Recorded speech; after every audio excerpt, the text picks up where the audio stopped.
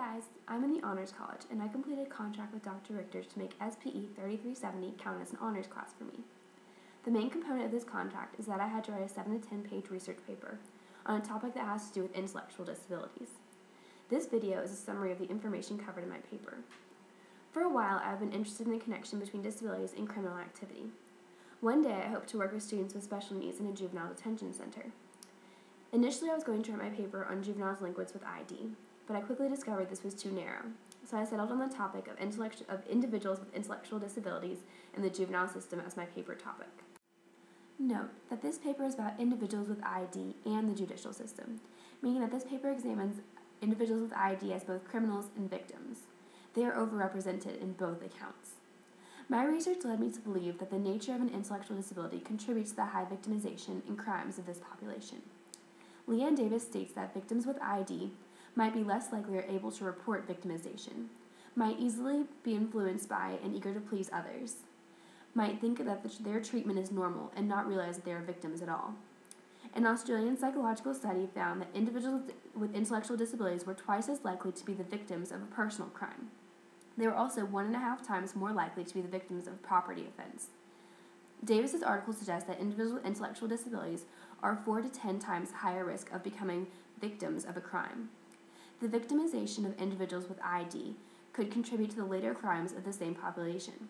It is well known that abuse is a cycle, and that people who are abused often become abusers themselves. Therefore, crimes committed against IWID could influence them to commit a crime as well. As we have covered in class, there are 3 components to an intellectual disability. 1, a deficit in mental functions. 2, a deficit in adaptive behaviors. And 3, it originates before the age of 18. This definition, like many, can be interpreted very differently, which complicated my research. Due to this hazy interpretation, I was unable to find consistent statistics about how significantly individuals with ID are overrepresented in prisons. It is difficult to determine if this overrepresentation is because individuals with ID authentically commit more crimes, or if it is due to greater instances of incarceration for this population. Often people with ID can further incriminate themselves due to their compromised intellectual functioning. 2 articles suggest that individuals with ID might be overwhelmed by the police, might be overly willing to confess, might not understand their rights or the nature of the proceedings against them, might confess falsely due to strong needs for acceptance and a desire to please people, might aid in crimes without fully understanding the possible dangers. It seems likely that the incarcerated populations of individuals with ID is comprised partially of the innocent people victimized by the criminals in the legal system. Our prison system is based heavily on the think about what you have done mentality to rehabilitate criminals. This fits very poorly with individuals with ID, who often have poor memory and who may not fully understand the nature of their crime. As stated previously, there is an overrepresentation of individuals with ID in the judicial system.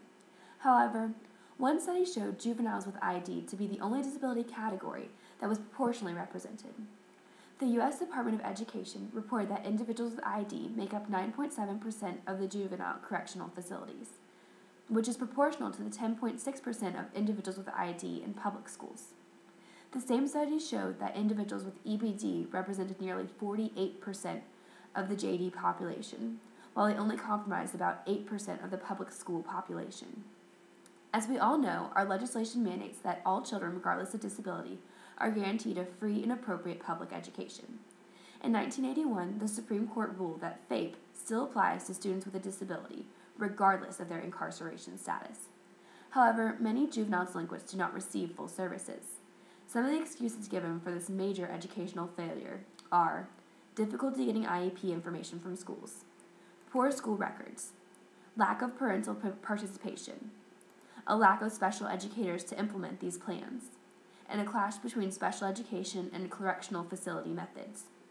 I fear that this failure in the education system could be one of the contributing factors that cause individuals with disabilities to commit crimes later in life, which is part of my desire to work with this incarcerated population.